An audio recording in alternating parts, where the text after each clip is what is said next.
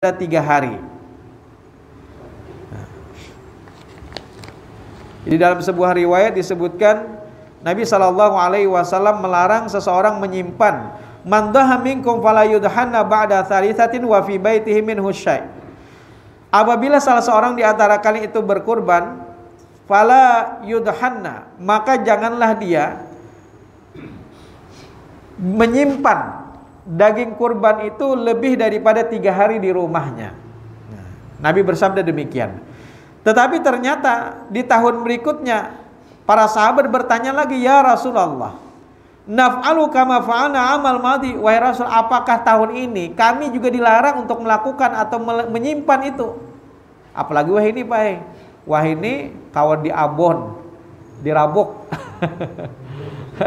kawal diulah dendeng. Termasuk juga wah ini ada di kaleng Pak. Jadi ada lembaga-lembaga amil zakat yang mereka menerima kurban.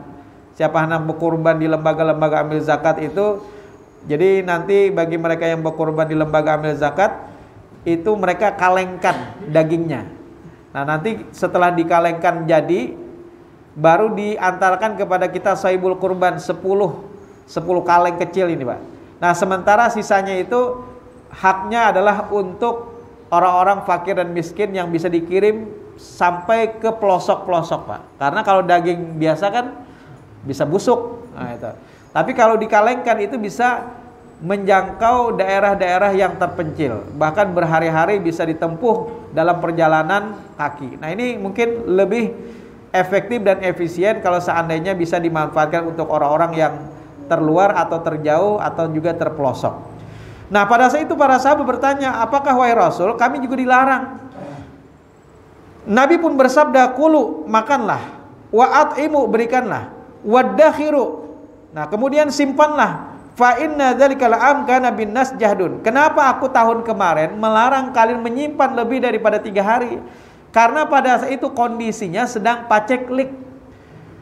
Fa aradtu an tu'inu fiha, dan aku ingin kali itu saling berbagi. Hadis riwayat Bukhari dan Muslim.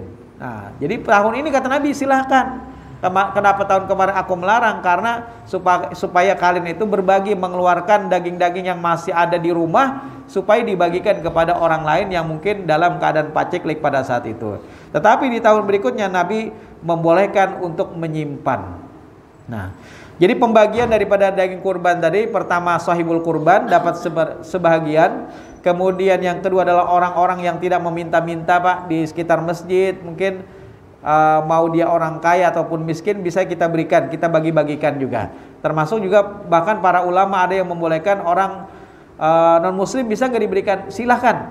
Kalau memang kelebihan misalnya, kebetulan orang fakir miskin mungkin sudah kita sampaikan, kita berikan. Nah alhamdulillah ada kelebihan, maka bisa saja kita berikan menurut para ulama. Tetapi kalau misalnya maslahatnya itu adalah lebih baik diberikan kepada kaum muslimin yang masih banyak mungkin kekurangan, maka bisa kita khususkan kepada yang lebih terdekat. Jadi yang ketiga adalah bagi mereka yang meminta-minta, wal mu'tar.